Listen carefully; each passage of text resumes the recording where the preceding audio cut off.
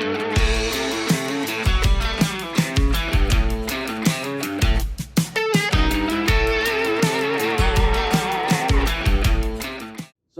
we're at John 5, verse 10. Yeah, and here we go. Back to the Pharisees. So Jesus just healed the man at the pools, and said that day was a Sabbath, which is their holy day, which is actually a Saturday. We Christians now do Sunday, but so the Jews said to the man who had been cured, "It is the Sabbath. You are not allowed to carry your bed on the Sabbath." So the man carrying his bed is illegal in their customs because he's working, right? He answered the man who cured me, said, "Take up your bed and walk." So he's like, hey, the guy that healed me said to do this. They asked him, "Who is the man who told you to take up your bed and walk?" But the cripple who had been cured did not know. He didn't even ask for his name, For the place was crowded and Jesus had slipped away. So Jesus purposely went so that they couldn't know who it is. A little later, Jesus found him in the temple and said to him, "Now that you are well again, leave your sinful ways, or you may suffer something worse." The man went away and told the Jews that it was Jesus who had cured him. It was works of this kind done on the Sabbath that stirred the Jews to persecute Jesus. He defended himself by saying, "My Father has never yet ceased his work, and I am working too." This made the Jews still more determined to kill him, because he was not only breaking the Sabbath, but by calling him God his own Father, he claimed equality with God. Holy mackerel. There's a lot in there. There's a lot in there. Yeah. God don't like religion. No, he doesn't. He's like, my Father's still working and so am I. Yeah. Mind your business. That's what I hear. Mind your own business. Well, one of the things about dogma in a certain sense. And what is dogma though? Dogma is just like a belief system. Continuing belief system that you have no way of getting out of. It's just like you do it this way or it will kill you. Kind of. It's extreme rules rules and regulations. okay.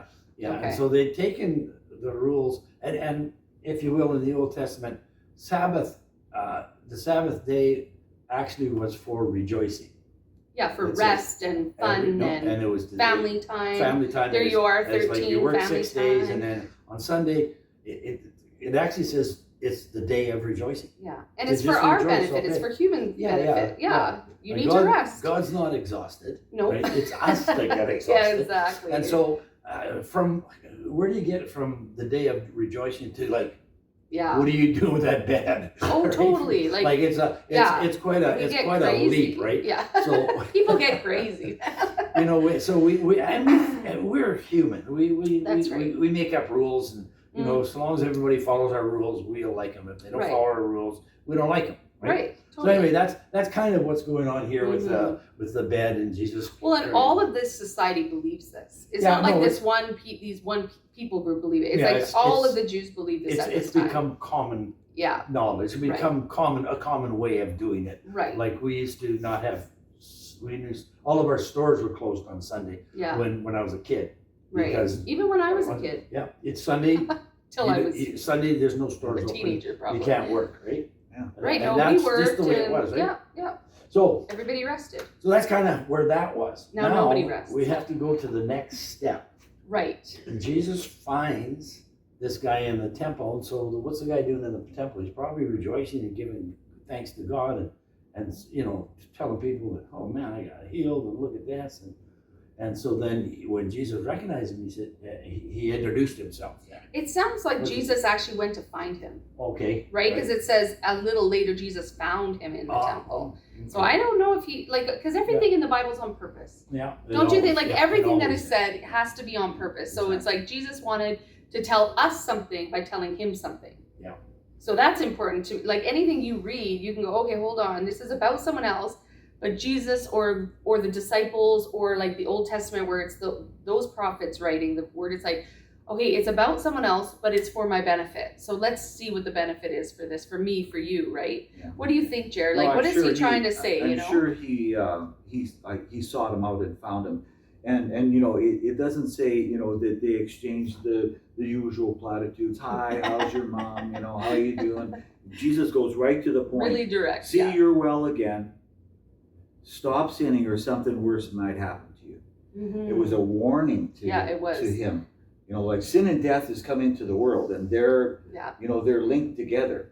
Yeah. And I think, this was something that Jesus might have said to him at the pool, but, it came to him later when I got to find that guy in the temple, and I got to let him know that he needs to stop the lifestyle that he was living in, or else it's going to be worse. And it could be, it might not even be lifestyle. It could be a heart attitude. It could be, like anger. It can be, it could be gluttony. Like, who knows what it is? But he's not specific. So we don't know what this dude's deal is. Like, they're not telling us. So we need to go into our own heart and but this is before Jesus as well. This is before Jesus died and rose from the dead, right? So he hadn't forgiven sins yet, right? Like, he hasn't forgiven the sins of the world yet.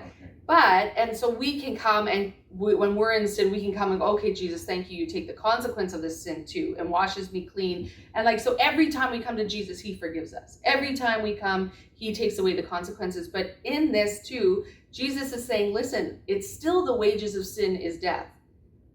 Sin in our life still brings us death, and death is sickness and disease. Death is the things that the world has and has to fight all the time because we live in a sin world. So I don't know, that God's not very specific, but he's telling them don't do it or something worse could come, right? Well, the guy must have known what it was. Totally. He seemed like he knew what Jesus was talking about. Exactly. Okay, so each of us has, Proverbs says this, every man knows the bitterness of his own heart. Right. So we're looking inside now, we're looking at ourselves. Mm-hmm. Here's the principle that I want you to see, is that once you get deliverance from anything, freedom from, let me put it this way. Once you get freedom from anything, you must keep the freedom. Mm-hmm. Right? The Bible says this, it says, you'll know the truth and the truth will set you free if you continue in the truth. Right. Yeah, okay? Yeah. Continue in it. If you continue in the truth, so the truth will set you free if you continue in the truth. Now, if you stop doing that and revert back to your old ways or to something like that, so you break through, and here's the principle. You'll once you're free, don't break through the bottom again, and that's a term for alcoholics and drug addicts and gamblers. They get free and they get, because of a traumatic experience in their life, they finally clean up and stop doing this or that, and they're like, oh man, and they go 6 months. Right. Yeah. And they go, that feels good. Yeah. Right. Maybe I should have just a little taste. Mm-hmm. Right. And all of a sudden they're right back worse than they were, as if they never started getting free. Mm-hmm. Right. And it's a principle. Mm-hmm. Don't break through your bottoms, because what you've been freed from, if you take it back, it will take you to a worse place. And I think that's what he's saying to us. Right. Right. And anyone can have that anytime. No matter what it is you're dealing with. Let's put it this way. Let me give you an example. So you have a problem with anger. You're mean to your siblings or around. You're just mean when you get angry. You get upset. You're angry, and then God delivers you from the anger. Right. Don't go back. Right. But if you do go back, it's not anger anymore, it's abuse. Now you start using physical abuse on people. When you've broken through the bottom, he says, don't. So he says, don't go back to sinfulness or the sinful ways, the way you were thinking, because it gets worse. It doesn't get better if you go back. And I think that's what God's trying to tell us.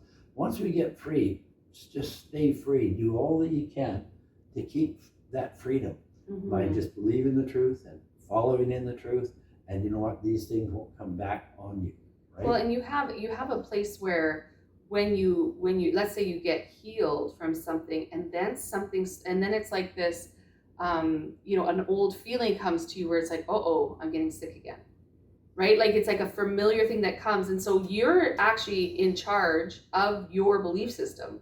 Jesus doesn't come and change your belief system for you. You're in charge of your own belief system. You're in charge of your own guarding of your own heart.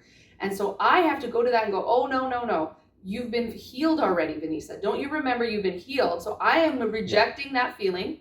I'm going, no, that is not what Jesus did. Jesus kept me healed, and I am still healed. And it's like you take on this nature of Christ, and it's the nature of God that lives within you that helps you to walk it out. So it's not like just you and your willpower, oh, I'm gonna just not do it anymore. It's going from the power of Jesus who lives inside of you, and you're saying, Jesus, I feel this, I want to be healed, I want to stay this way, so I'm going to read your word, I'm going to confess what you've done for me. And that's how I actually keep walking forward, I think, is that you see it and you don't fall into the lies that bring you back to where you're going, right? Truth is Jesus. And that's the exact point that we were trying to make here is if you know the truth, continue in it, and you will remain free. Yeah. Okay? So don't fall for the lies. Don't fall for lies. Or the familiarity of The familiar. if a feeling definitely. comes back that was Say familiar, no. and you're like, oh no, maybe I didn't get. Yeah, what maybe thought I am did. angry all the Yeah. time still. And so the truth is you're not. So don't believe the Yeah, old yeah. ways. Don't believe So the sin. whatever it is you're you know? facing, and if you have a problem with it, just text us on That's right. text us in the Roar of the Lion, and Mhm. we'll get somebody to talk to you Yeah. about it and help you through it and pray with you, and Yeah. you know, maybe There's freedom. There's freedom for we, everything. we don't yeah. have to live like Right. everybody else. We get to live just like Jesus said we can. Yeah. It's Then he true. said, I came to give you life and that more Mhm. abundantly. And that's exactly what he leaves. Yeah. When he's in you, he just leaves life and that more abundantly. And we just break off the bad stuff and keep the good stuff. That's right. Okay, you ready? Amen. We'll see you next week.